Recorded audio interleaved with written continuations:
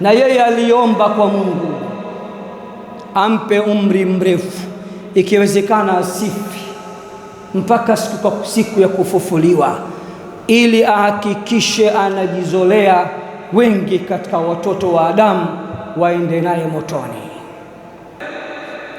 Ni khutba ya kitaifa,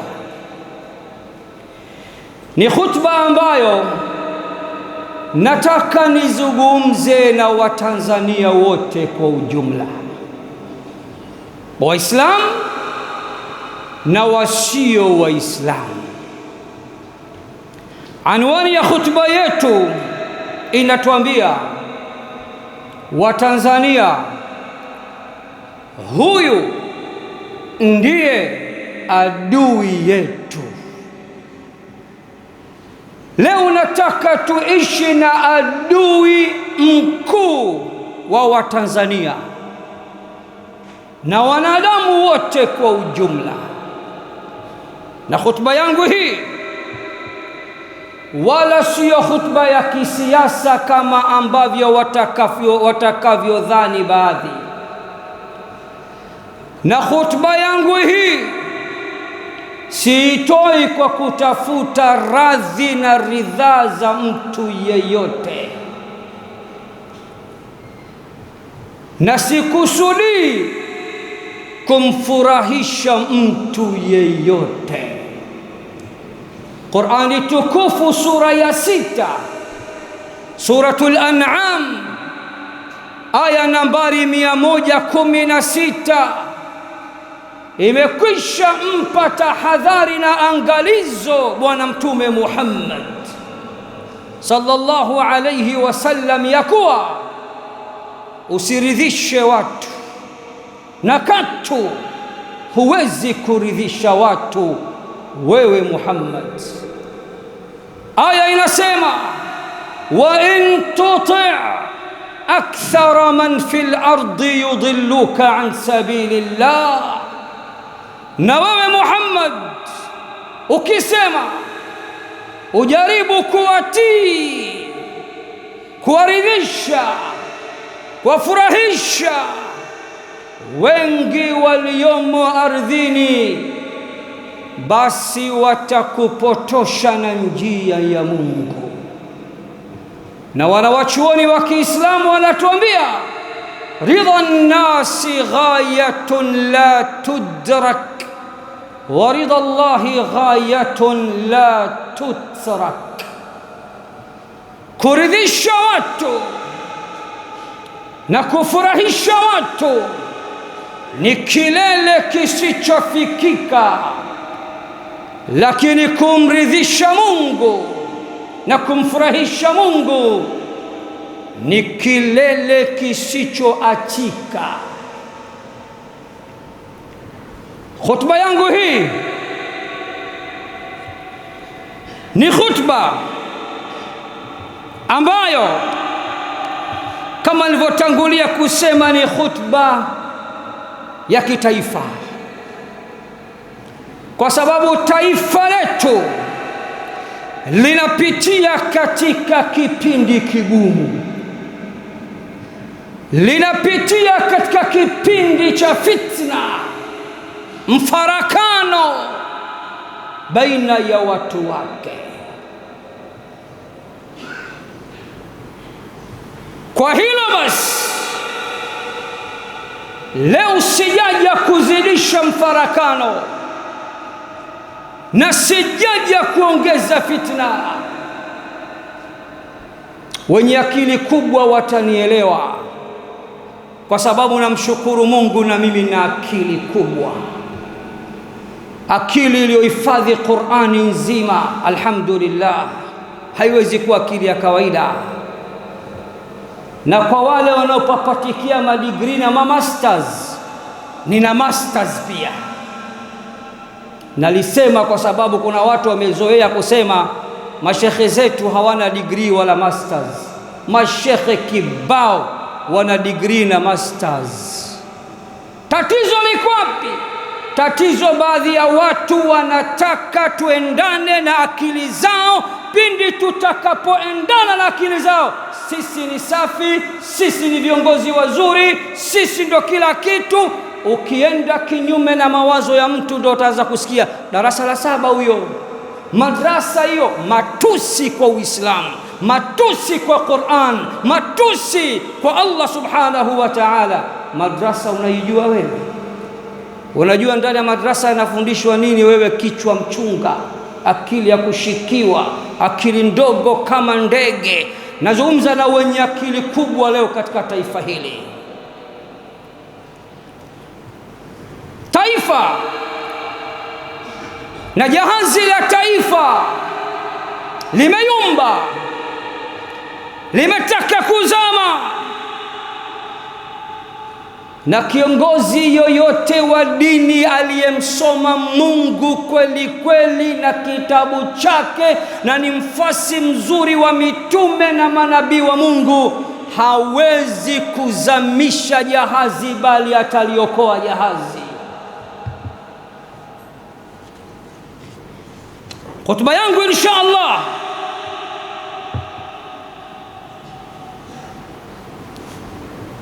ni hotuba ambayo kama Mungu ataibariki, nataka nizibe mwanya kabla ya kujenga ukuta.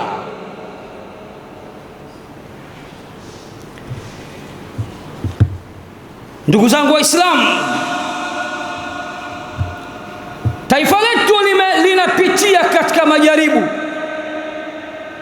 na katika mitihani mizito. Qur'ani tukufu inasema hasiba an-nasu an yutraku an yaqulu amanna wa hum la yuftanun. Hivi watu watadhani ya kuwa wataachwa bure bure baada ya kusema kwamba sisi ni watu wa Mungu. Tushajiita sana sisi ni watu wa Mungu na taifa la Mungu. Sasa Mungu anasema ndani ya suratul Ankabut aya ya 2, hivi watu wanadhani ya kuwa wataachwa bure bure baada ya kusema wao ni watu wa Mungu na wamemwamini Mungu bila ya kupewa misukosuko na majaribu? Taifa letu hali hii ambayo hivi sasa inapitia, umoja wetu, upendo wetu, mshikamano wetu tuliojengewa na waasisi wa nchi hii, vyote hivi vinaanza kutetereka. Ni nchi nzuri kweli kweli kuliko mamilioni ya nchi duniani. Ni nchi yenye umri zaidi ya miaka 60, makabila mbalimbali, rangi mbalimbali, maumbile mbalimbali, maeneo mbalimbali, imani mbalimbali, itikadi mbalimbali, dini mbalimbali. Hatujawahi kunyosheana kidole, lakini leo tunaanza kunyosheana kidole.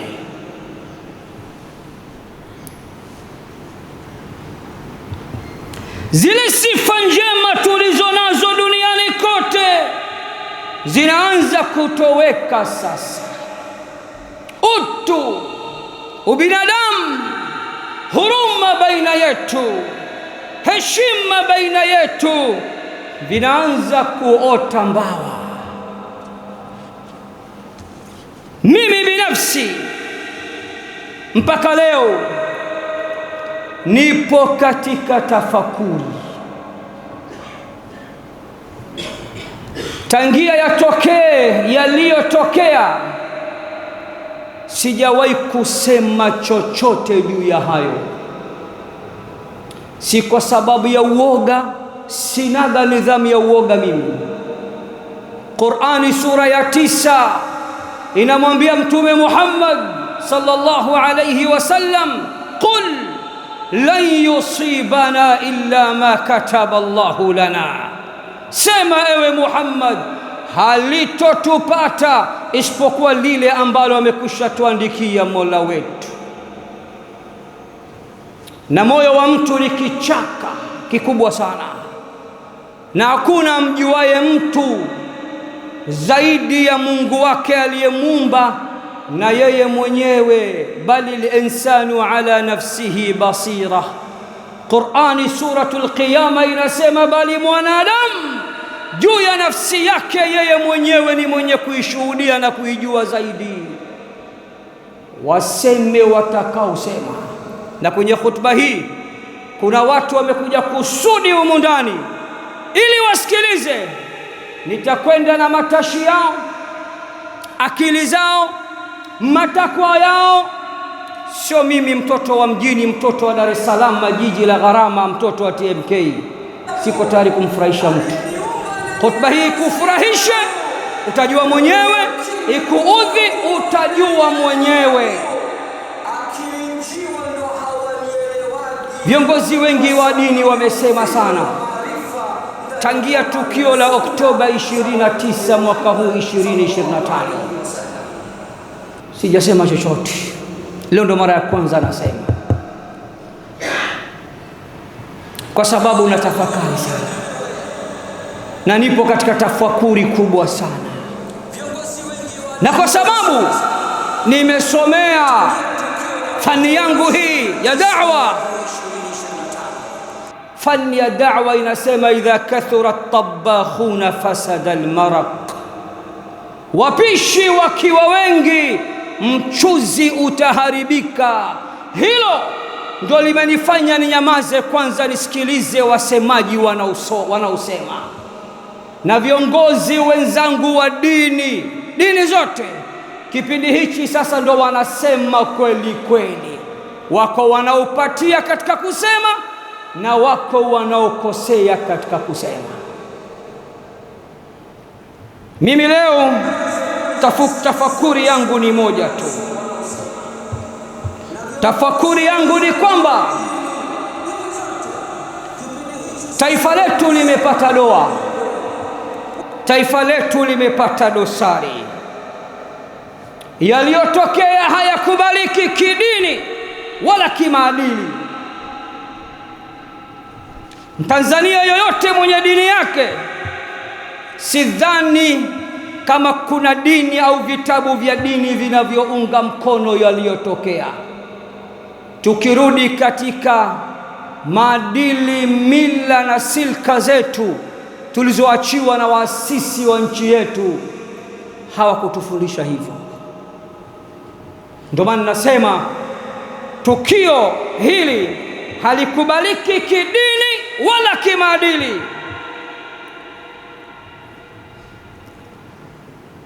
Watu wamepoteza uhai, waliomo na wasiomo. Majeshi yamepoteza uhai, waliomo wasiomo. Qur'ani sura ya 10 inasema wattaqu fitnatan la tusibanna alladhina zalamu minkum khassa, ogopeni fitna, balaa, mtihani, msukosuko, janga ambalo likitokea halitowapata wahusika tu, litawapata watu wote. Nitumie fursa hii kuungana na kila aliyetoa pole kwa taifa na watu wake kwa ujumla, kila aliyeguswa na matatizo haya, kwa kufiwa, kwa kuondokewa, kwa kuharibikiwa, kwa kupata matatizo mengine, niwape pole. Waliotangulia mbele ya haki, na muomba Mola awalipe kwa mujibu wa imani zao, matendo yao, mema yao na nia zao kwa ujumla. Waliobaki kuwa hai wakapata majeraha, matatizo mbalimbali, shoti, hasara, Mungu awape fidia, na Mwenyezi Mungu ailinde Tanzania na awalinde wa Tanzania kwa ujumla. Ndugu zangu Waislamu, tafakuri yangu ya leo ni kwamba Watanzania tumekwisha shamfurahisha adui yetu mkuu. Anachekelea. Nilipokuwa nursery school nasoma maeneo ya Chang'ombe miaka hiyo, tuko tunaitwa wadudu au vidudu. Kuna mwimbo mpaka leo sijasahau, asiyejua kusoma ni mjinga kabisa, ni mjinga kabisa, huyo ni mjinga kabisa. Adui zetu wanasema hao ni wajinga kabisa. Taifa hili lina maadui. Mataifa mengine hayawezi kufurahia taifa hili kwa kukaa kwa amani, utulivu, umoja, mshikamano baina ya watu wake. Hilo linawakera mahasidi, maadui wenye roho ya kwakele, roho ya nzopata, roho ya kisokorokwinyo, wanapika pilau huko waliko. Lakini adui mkuu amekunja nne, ana umri wa miaka na miaka, maelfu ya mwaka, amekunja nne, anasema sasa nimewapata. Haya yanayoendelea, hakuna mshindi kwa taarifa yenu, na hakutopatikana mshindi kwa taarifa yenu. Ama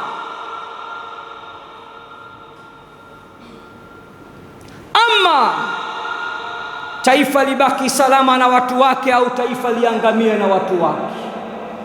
Nimesema sana, mtume wa kimataifa, mwalimu wa walimu, kiongozi wa viongozi, profesa wa maprofesa, daktari wa madaktari, kiumbe pekee aliyekamilika, Sayyiduna Muhammad ametuambia maisha ya dunia ni kana kwamba mnaishi katika jahazi lenye tabaka mbili, ground floor na first floor. Waliopo ground floor wanaomba maji kila wakati juu katika first floor, kwa sababu juu ndo kuna chakula na vinywaji. Siku wakichoka wakisema tusiwaudhi wenzetu, tusiwakere wenzetu, panda shuka sio jambo jema. Tunaonekana tunaombaomba wakati chakula na vinywaji ni haki zetu. Si tumekalia maji, kwa nini tusitoboe tundu dogo tukajipatia maji on time? Tusiwakere wenzetu na tusijikere wenyewe panda shuka. Mtume Muhammad kasema wamefikiri, lakini hawakufikiri vizuri. Mkiwaacha wakatoboa jahazi hilo, wataangamia wao na mtaangamia nyote. Na mkiwazuia mkawarai msifanye hivyo, mkawasikiliza, watapona wao na mtapona wote. Ndugu zangu, adui wetu mkuu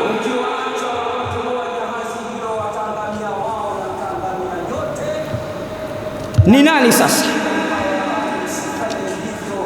Twende katika kitabu kisichokuwa na shaka ndani yake, mwongozo tosha kwa wamchao Mungu na mwongozo tosha vile vile kwa watu wote. Adui wetu mkuu,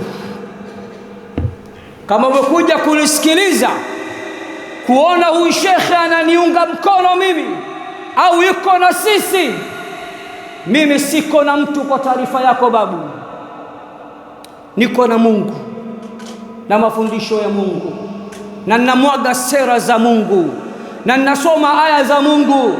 Kwa kuwa wengi wenu hamkuwahi kusoma dini, hamjui maneno ya Mungu, mnadhani elimu ni yes no, mzungu kala fenesi. Kujua Kiingereza ndio kusoma, ni lugha hiyo. Kwa taarifa yako, wazungu kibao huko Ulaya waupe kama albinos hawajui kizungu, lakini aliyejua maneno ya Mungu, huyo ndiye aliyeshika hatamu ya ulimwengu, kwa sababu anaongozwa na ufunuo, wahyi ya Mungu. Naishi na Qur'an, na kila anayejiita Muislamu, Hasani Juma Muhamedi Abdalla, ukipinga khutba hii ambayo nakusomea maneno ya Mungu na Mtume Muhammad, wewe sio Muislamu. kwa sababu ukipinga mafundisho ya Uislamu umekwisha toka katika Uislamu. Baridi tu shekhe, hata kama sio Muislamu. Amna baridi, kuna joto akhera na kusubiri babu. Qur'ani tukufu sura ya 35 aya nambari 5 hadi 6, suratu Fatir, inatueleza adui wetu mkuu ni nani. Tena aya inawaita watu wote bila ya kubagua dini zao, itikadi zao na imani zao. Aliyewaumba anawaita watu wote, ya ayyuhan nas, enyi watu, inna wa'da Allahi haqq, hakika ya ahadi ya Mungu ni ya haki. Fala taghurrannakumul hayatud dunya, bas msidanganywe na maisha ya dunia. Wala yaghurrannakum billahi algharur, na wala msidanganywe juu ya Mungu na yule mdanganyaji mkuu, tapeli mkuu. Yupi sasa? Inna shaitana lakum aduwwun, hakika ya shetani Iblisi kwenu nyinyi ni adui. Fattakhidhuhu aduwa, basi nanyi mchukulieni adui. Innama yad'u hizbahu liyakunu min ashabi as-sa'ir, hakika si vinginevyo target ya shaitani, nia ya shetani, malengo ya shetani ni kujipatia kundi ili apate kwende nalo motoni. Kama hili halitoshi, katika sura ya 12 suratu Yusuf aya nambari 5, Mola anaweka wazi, anasema inna shaitana lilinsani aduwwun mubin, hakika ya shetani kwa mwanadamu ni adui aliyewazi kabisa. Huyu shekhe anatuambia nini? Nakwambieni maneno yaliyekuumba, ukiyapokea ni faida kwako, ukiyakataa wewe ni kiumbe dhaifu sana. Saa 4 asubuhi uko, saa 4 usiku uko hoi usingizi, njaa huwezi kuivumilia, maumivu ya jino huwezi kuvumilia. Ukipokea sawa, ukikataa sawa. Tulidhani angetuambia adui wetu ni huyu. Mimi naishi na maneno ya Mungu, siishi na matakwa yako. Kama maadui wadogo wadogo tunao wengi tu, hata mimi nao, hata wewe unao. Na kuwa na uadui maana yake una neema. Ukikosa adui huna neema, huna chochote wewe. Mimi siwazungumzi maadui wadogo wadogo, namzungumza mastermind kubwa lao, adui mkuu ambaye vita vyake na sisi, baba yetu Adam na watoto wake kwa ujumla, vilianzia mbinguni. Kwa taarifa yenu, qala ihbitu ba'dukum li ba'din adu, Mungu akawateremsha wote. Adam shuka, mkeo Hawa shuka, na Ibilisi na wewe shuka, mtu tatu. Na tangia siku hiyo akaapa, nitakula sahani moja na wao. Leo nitakuelezeeni kazi kubwa za sheitani, kazi kubwa za shaitan, kazi kubwa za Iblis, ili muone yaliyotokea. Mkono wa shetani pia haukosekani kwa namna moja ama nyingine. Suratul A'raf sura ya 7 aya nambari 27, msikilize Allah anasemaje. Anawaita wanadamu wote, anawaambia ya bani adama la yaftinannakum ash-shaytanu, enyi wana wa Adamu kuweni makini.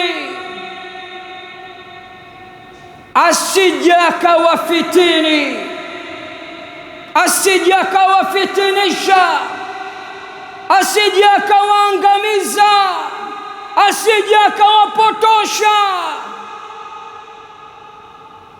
Shetani, ya bani adama la yaftinannakum ash-shaytanu, enyi wana wa Adamu, asije kuwafitini, asije kuwafitinisha, asije kuwagombanisha, asije kuangamiza, asije kuwapotosha shetani. Kama akhraja abawaykum min aljanna, kama alivyofanikiwa kuwatoa wazazi wenu wawili Adam na Hawa peponi.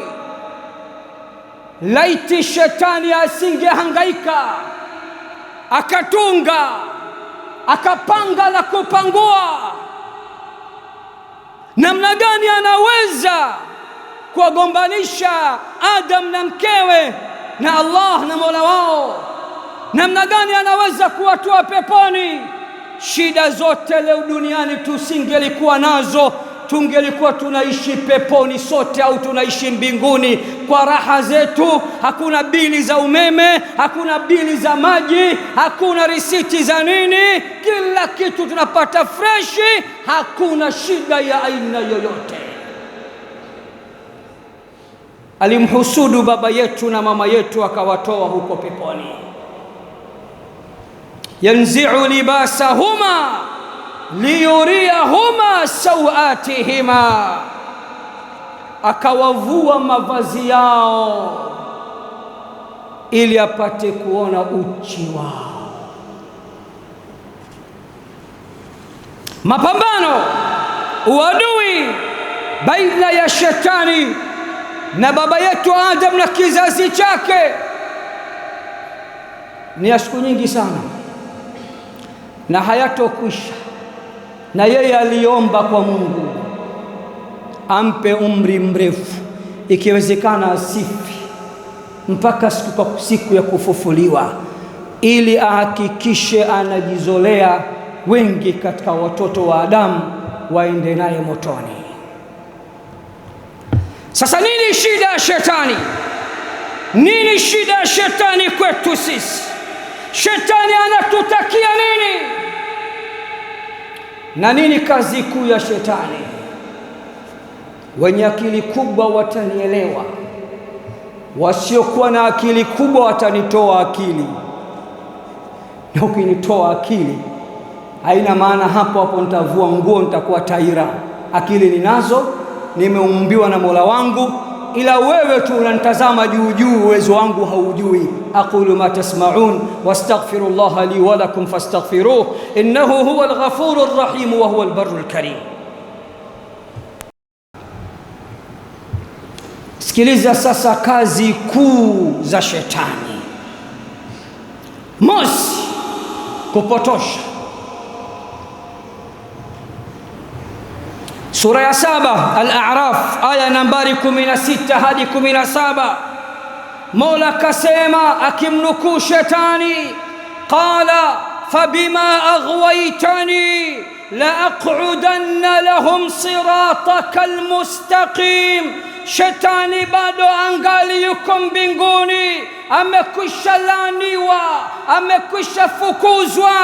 Kabla hajashuka alivyokuwa ni jeuri na pasua kichwa, anamwambia Mungu, sawa, umeshanihukumu kwa namna ya ulivyonihukumu, kwa kunihukumu kwako na kunilaani kwako na kunihukumia mimi ndio fungu la kukosa moja kwa moja.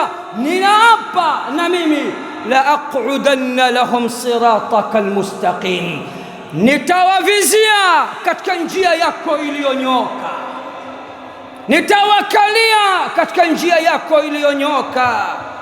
Thumma la'atiyannahum min bayni aydihim wa min khalfihim, kisha nitawajia mbele yao na nyuma yao, wa an aymanihim, na kuliani kwao, wa an shamailihim, na kushotoni kwao.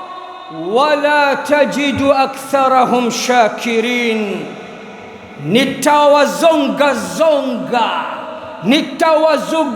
nitawazunguka, nitawapepeta, nitawashika, nitahakikisha wengi wao hawatokushukuru bali watakukufuru. Unaona hili dogo? Unaona nakwambia upuuzi? Atakaisema ni upuuzi mtupu katuambia huyo sio Muislamu. Kwa sababu mimi nakupa maneno ya Mungu, nawe ni shahidi hapa, sura fulani aya fulani, ukipokea sawa, usipopokea sawa. Lakini akhera suratul Mulk inasema utaulizwa, alam ya'tikum nadhir, hivi hajakujieni mwonyaji? Hamjapata kusikia maneno yangu kupitia kinywa cha huyu shekhe na wengine? Qalu bala qad ja'ana nadhirun, watakiri wale waliokataa maneno ya Mungu pindi tunapowasomea leo hapa duniani, watasema ndio, waonyaji wametuonya sana na wametujia sana na wametuhubiria sana. Fakadhabna, sisi tuliwakadhibisha, tuliwaambia njanye, chawanyie, kadhanyie. Watakapotupwa motoni watasema qalu law kunna nasma, lau tungesikia maneno ya Mungu tuliokuwa tukiambiwa na watu wa Mungu, au naqil, au tungetia akilini tukatuliza munkar, ma kunna fi ashabi sa'ir, leo tusingelikuwa motoni. Kinachomfanya mwanadamu aongoke awe katika njia iliyonyooka ni maneno ya Mungu na mafundisho ya Mungu, na wala sio wanasiasa wala siasa wala muhemko wa kisiasa. Shetani ameapa lazima ajipatie kundi lake. Nenda katika sura ya 4 An-Nisa aya nambari 18, msikilize Allah anavyomzungumzia shetani.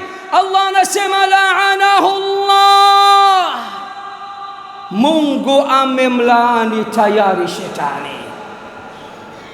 Waqala la'attakhidhanna min ibadika nasiban mafruda, na yakasema nitahakikisha nitachukua sehemu maalumu katika waja wako. Qur'ani kaja kumalizia aya iliyofuata, wa man yattakhidhi ash-shaytana waliyan min dunillah, na yule atakayemfanya shetani kuwa rafiki kinyume na Mungu, atakayemfanya shetani kuwa ni kipenzi chake kinyume na Mola wake, faqad khasira khusranan mubina, hakika na bila shaka huyo ndiye aliyepata hasara zilizo wazi wazi.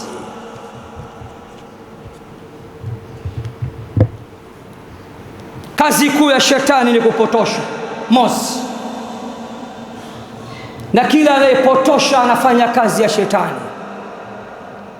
Pili, kazi kuu ya shetani, kazi ya pili ni kuhakikisha hapati laana ya Mungu peke yake na haendi motoni peke yake. Kachungulie sura 35 suratu Fatir aya nambari 6. Mola anasema innama yad'u hizbahu liyakunu min ashabi sa'ir, hakika si vinginevyo anawaita watu wake na kuliita kundi lake ili lipate kuwa pamoja naye motoni. Katika sura ya 14 suratu Ibrahim, shetani atawahubiria wafuasi wake katika jukwaa ndani ya moto wa Jahannam. Sikiliza wewe Muislamu, wewe Muislamu, sikilize vizuri sana. Nenda katika suratu Ibrahim, sikiliza Allah anavyoeleza kuanzia aya nambari 22.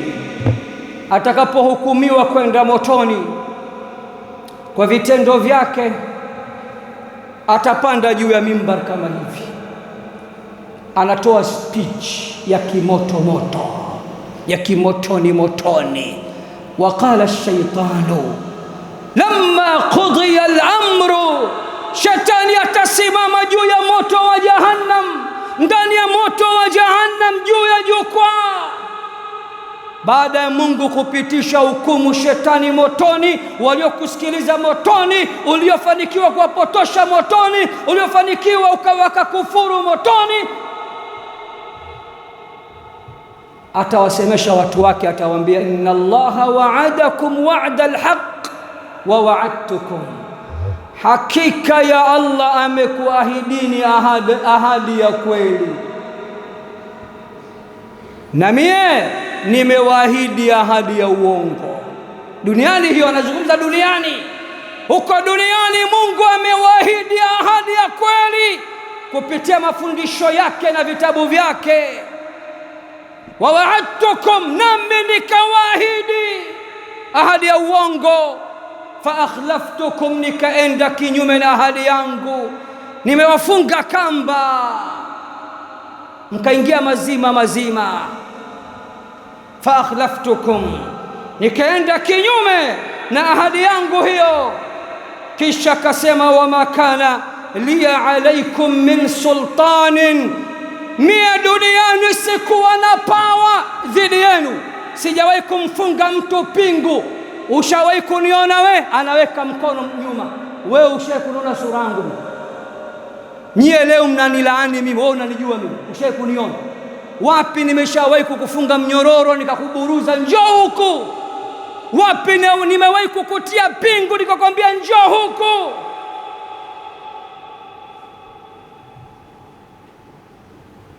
Kazi yangu kubwa ilikuwa ni illa an da'autukum, nilikuwa na dili na akili zenu finyu, nilikuwa na dili na akili zenu ndogo. Niliwashikilia akili nikawapepeta mkapepeteka, nikawatikisa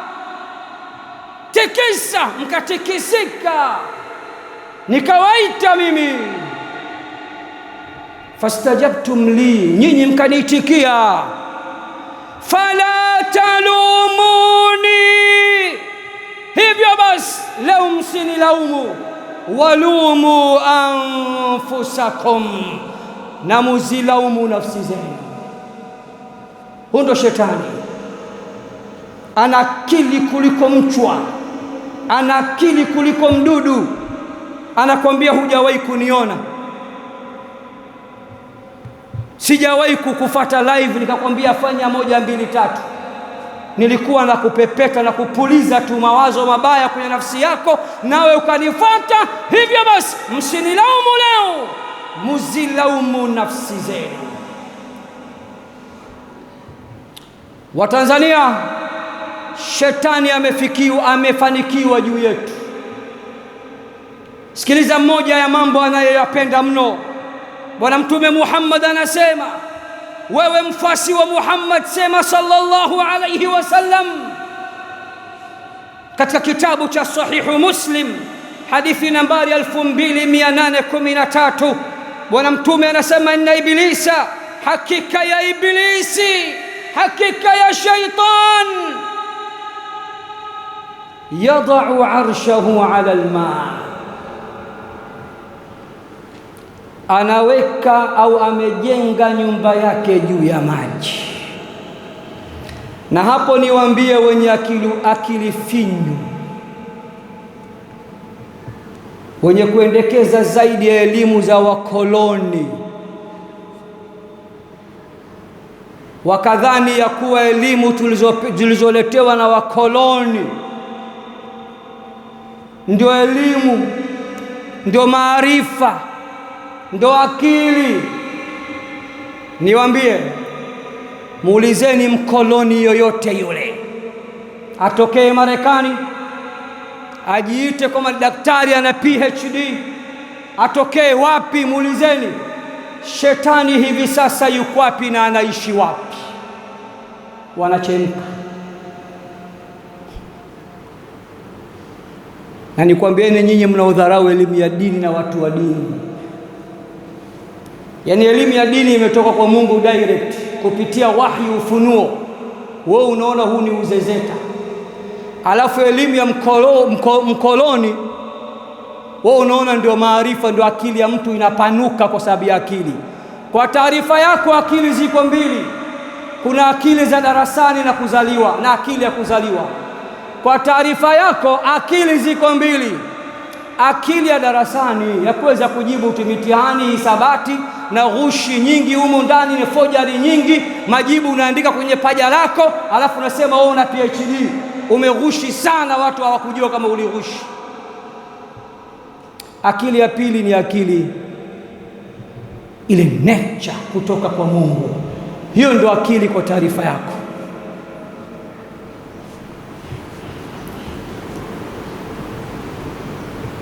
Mtume wa Mungu anasema shetani hivi sasa yuko wapi? Kasema anaishi juu ya maji na amejenga nyumba yake juu ya maji. Waambieni basi hawa jamaa zenu wafanye research zao, wapige durubini zao, watumie sayansi zao na teke zao, watuambie yuko wapi shetani. Wao si wasomi, acha hilo, bali waliulizwa jua likizama linaenda wapi, hawajui. Eti wana sayansi, eti wana sayansi, wana jiografia, wana anga, hawajui jua linaenda wapi.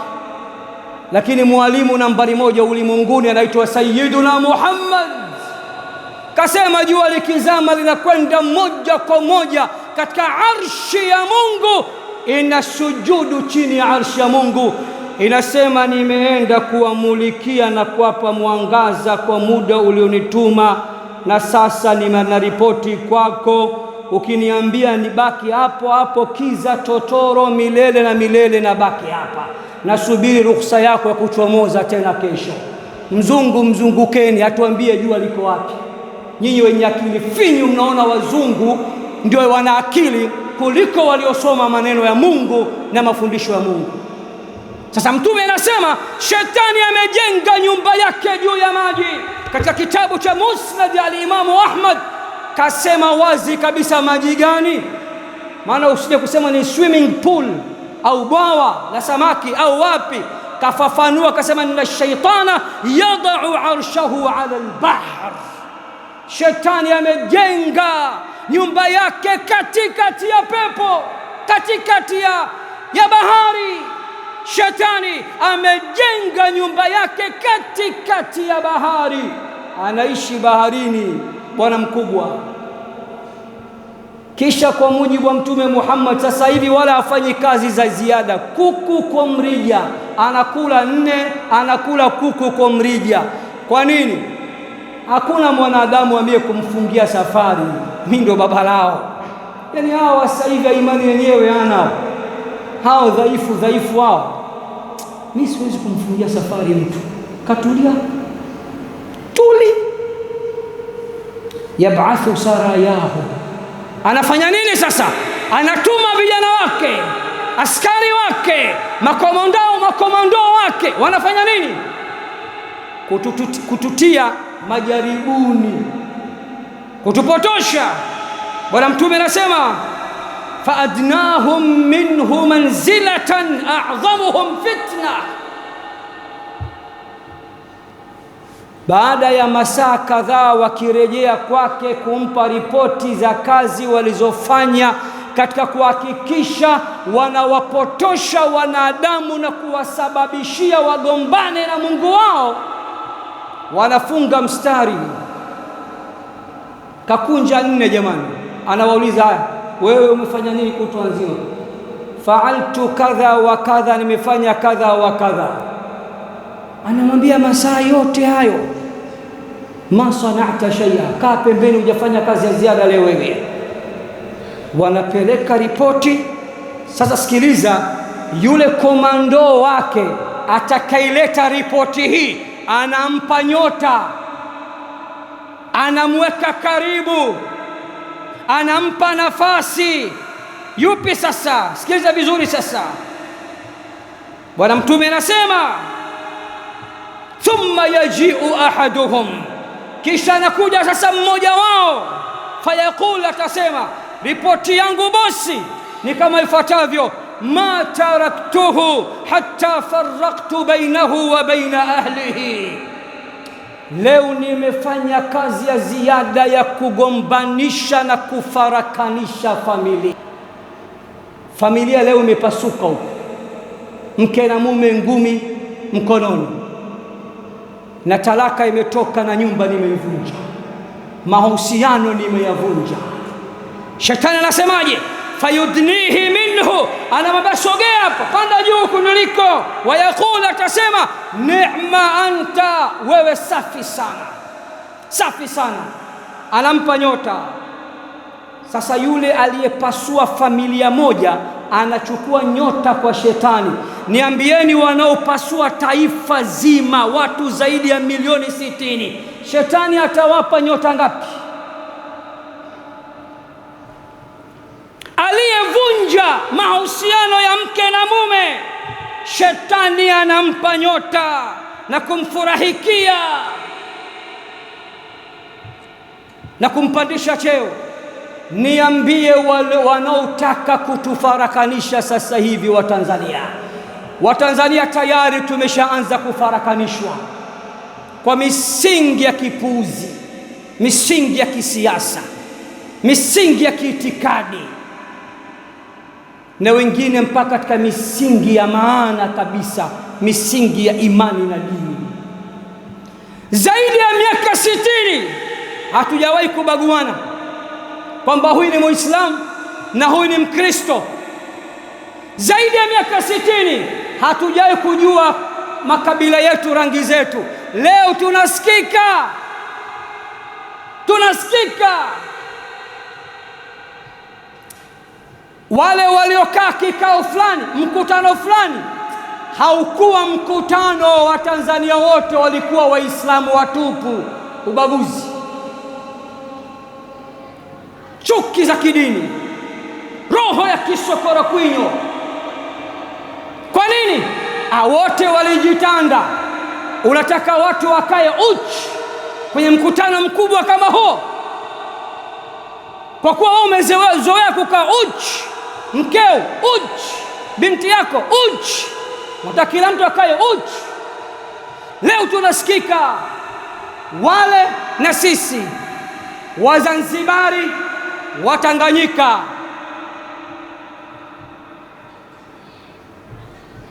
Mimi najua kuna Watanzania wanampenda sana Mwalimu Nyerere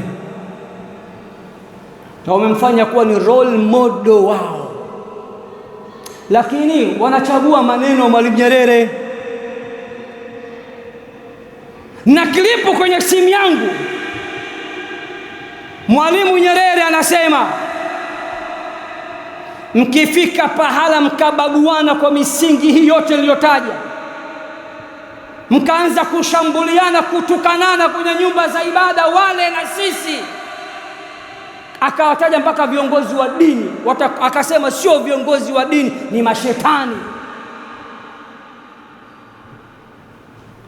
Mwalimu Nyerere aliwaasa Wazanzibari wasibaguane.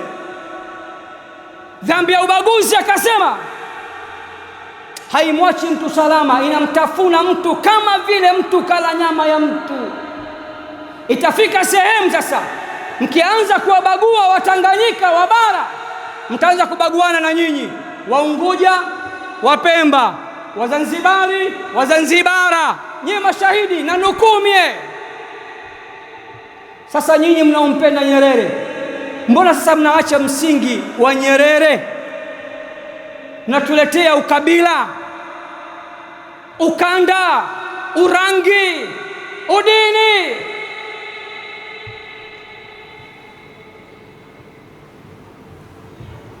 Juzi amekuja kwangu kijana wa Kikristo, na picha nimepiga naye, analia kila siku kwa ofisini kwangu pale. Anaishi Buguruni, anatembea kwa miguu kutoka Buguruni mpaka Temeke. Ana shida maskini, amefikia daraja ya elimu ya masters, kabakisha semester ya mwisho, kasimamishwa, hana wazazi, ananita baba, na na appreciate sana heshima zao ndugu zetu wa upande wa pili kwa viongozi wa baba. Hajamzaa ujue baba, nyie mnatutukana sisi. Na Mtume Muhammad anasema watu 5 watafilisiwa siku ya Kiyama, watanyang'anywa thawabu zao, watapewa wenzao. Mtu wa kwanza mtukanaji, tukaneni tunyie, thawabu zenu zinakwenda kwa wale mnaowatukana. Mtu wa pili mpigaji, anayepiga watu pasina haki. Mtu wa tatu anaimwaga damu za watu. Mtu wa 4 anaikula mali za watu kwa utapeli, kwa khiana. Mtu wa 5 anayewazulia watu uongo. 5 thawabu zao zitanyang'anywa, watapewa wale waliowakosea. Baba, kuja kwako na kufuatilia sana, nimekufollow katika mitandao yako, kanitaja mpaka jina nimeandika na picha nimepiga naye. Unasemaje? Nimekwama, nisaidie. Nini shida? Semester ya mwisho nimebakisha 1 milioni. Machozi yanayomtoka, nilipatwa na huruma, nilimtafutia 1 milioni na nikampa. Anaipokea, katoka kwenye kiti anapiga magoti, kabia pana, simama, nikampa. Tukakombatiana, akaondoka. Huu ndio Tanzania tunaujua sisi zaidi ya miaka 60. Hayo mnaotaka kutuletea za chuki, ubaguzi, fitna, mpasuko, hayakubaliki na Mungu na hayakubaliki na Watanzania wenye akili. Na msininukuu vibaya mkasema ajisifia kamsaidia mtu. Situation ya hotuba yangu imenifanya nikumbuke kisa hichi, na Mungu anajua nia yangu, na mwisho wa siku kila mtu atamlipa kwa nia yake. Shetani amefanikiwa ndugu zangu, lakini mimi nasema hajafanikiwa sana. Bado anatunga sheria na anatafuta wale matop manyota, wale vijana wake, wale wabaya kweli kweli, katika kugawa, kufarakanisha, kuleta ubaya, mpasuko, umwagaji wa damu, mauaji, nchi wake moto, watu wa wake moto. Anatafuta wale mastermind wake. Endeleeni mchochee zaidi, tushafanikiwa kupenyeza mambo yetu. Tusipojiwahi tukamfunga 3 bila, atatufunga 3 bila, na hakutokuwa na mshindi hata mmoja katika haya yanayoendelea. Nchi ikiharibika, watu wote tumeharibika. Wako watakaopoteza uhai kweli kweli, na kiufupi wengine tutakuwa wakimbizi. Tutalishwa maharage yaliyooza, tutatiwa katika mahema ya joto. Baba, watoto hema moja, chumba kimoja. Utakumbuka maisha yako ya Yombo kwa Lulenge, chumba kimoja bora, mahema haya. Wengine hawanielewi chawa. Na sasa hivi mmetugawa kichawa chawa. Sasa hivi nasikia kuna machawa wa aina 2, wa ndani na wa nje. Ukionekana hotuba yangu kama hivi, mtu haielewi kwa sababu akili yake ni ndogo, hajamtanguliza Mungu, hamjui Mungu, hajawahi kusoma Qur'ani, hajui hata alif b, atanigemeza kwenye chawa ya ndani, chawa wa serikali. Na upande wa pili wanaitwa wenzao chawa wa watu wa nje. Yaani sasa hivi tunaitwa machawa. Watanzania wote tunaitwa machawa. Ama utakuwa chawa wa nje au chawa wa ndani. Sijasema mimi, na nukuu maneno yanayosemwa. Na chawa ni mdudu mchafu, anakaa kwenye uchafu, na tumekubali kwa wachafu tuitwe kwa majina ya uchafu. Sasa sitaki kuchukua muda mrefu sana. Moja ya kazi ya shetani kupandikiza uadui na chuki baina ya watu. Sura ya 5 Al-Maida aya nambari 91. Mola anasema innama yuridu ash-shaytanu an yuqi'a bainakum al-adawata walbaghdaa fil khamri wal maisir. Hakika si vinginevyo, anachokitaka shetani ni kupandikiza uadui na chuki baina yenu kupitia ulevi na kamari. Pointi yangu ni nini? Kwani shehe sasa hivi sisi tunakunywa pombe hapa, tunacheza kamari? Aya inathibitisha moja ya kazi zake ni kupandikiza uadui na chuki baina ya watu. Na wale walevi kwa sababu washarukwa na akili, rahisi kupandikiza chuki na uadui, na wacheza kamari wakisha dhulumiana, basi tayari chuki na uadui utakuwa mbele yao au katikati yao. Katika hadithi aliyopokea al-Imamu Muslim na al-Imamu at-Tirmidhi, naomba niseme kwa ufupi, Mtume Muhammad sallallahu alaihi wasallam anasema, inna ash-shaytana qad ya'isa an ya'budahu al-musalluna fi jaziratin arab walakin fi at-tahrish bainahum. Shetani amekwisha kata tamaa ya kuwa hatoabudiwa na nyie katika visiwa hivi vya Waarabu. Wakati wa Mtume anazungumza, anaishi huko Maka na Madina, lakini shetani amekuja na mbinu mpya, mbinu ya kuchochea baina yenu, kugombanisha baina yenu. Na Watanzania tumechochewa baina yetu, tumegombanishwa baina yetu na tumepigana. Siku ya hukumu, siku kuu ya hukumu, ndo kila mtu atajua kwamba alikuwa wrong au alikuwa right.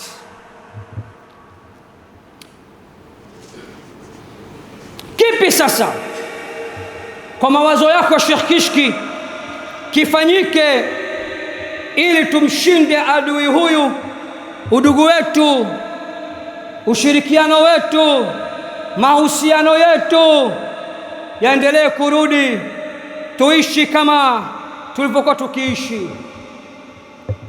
Ya kufanywa ni mengi, naomba niseme kwa uchache. Mosi, halikuwa peki hili. Suluhu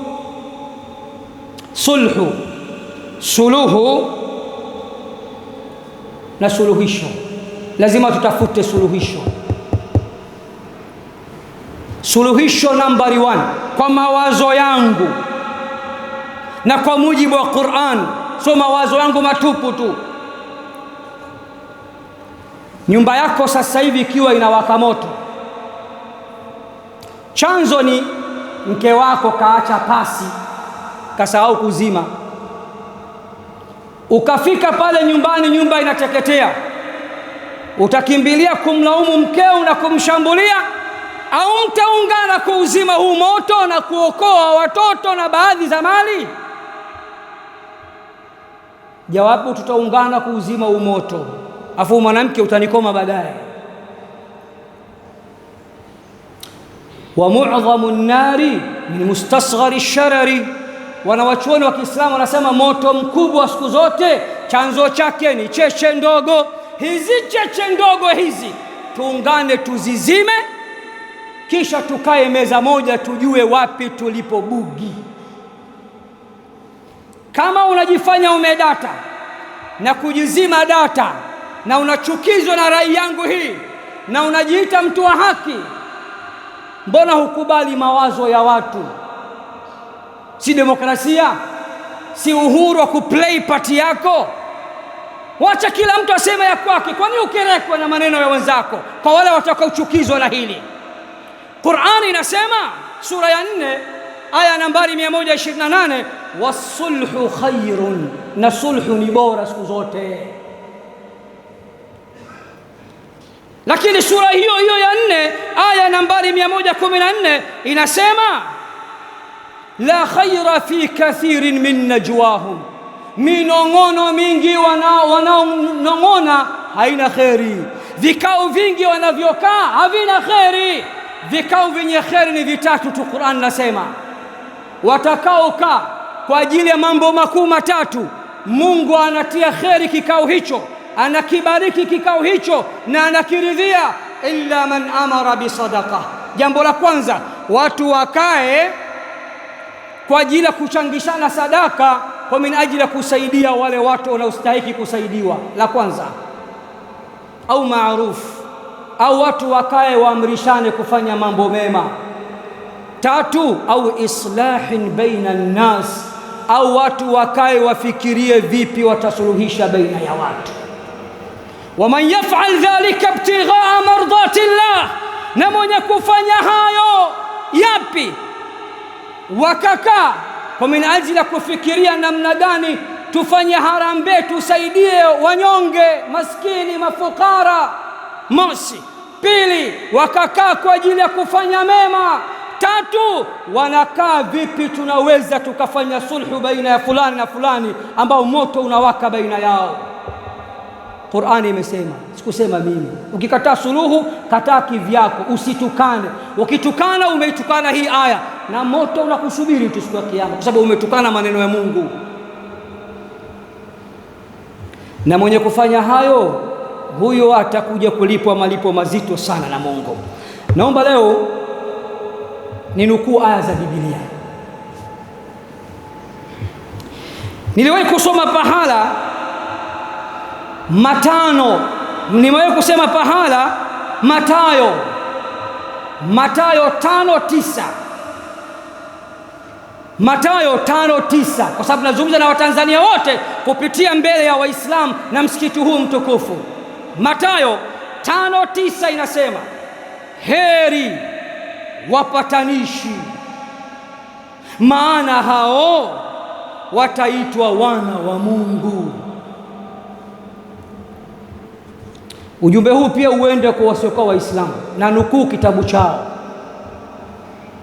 Mungu wao wanaomfuata na kumwamini, na kitabu chao wanachokifuata na kukiamini. Mathayo 5:9 inasema, heri wapatanishi, maana hao wataitwa wana wa Mungu. Tafsiri nilivyoisoma Biblia, wakati mwingine ikisema ikiwaita watu wana wa Mungu, inakusudia ni watumishi wa Mungu au wacha Mungu, na vyovyote wavyo, hata wakiitwa wana wa Mungu. Sisi Waislamu hatuna wana wa Mungu, lakini pointi yangu, heri wapatanishi. Kwa aya hii ya Biblia, kama kuna kiongozi yoyote asiyekuwa Muislamu anajifanya amedata na anajizima data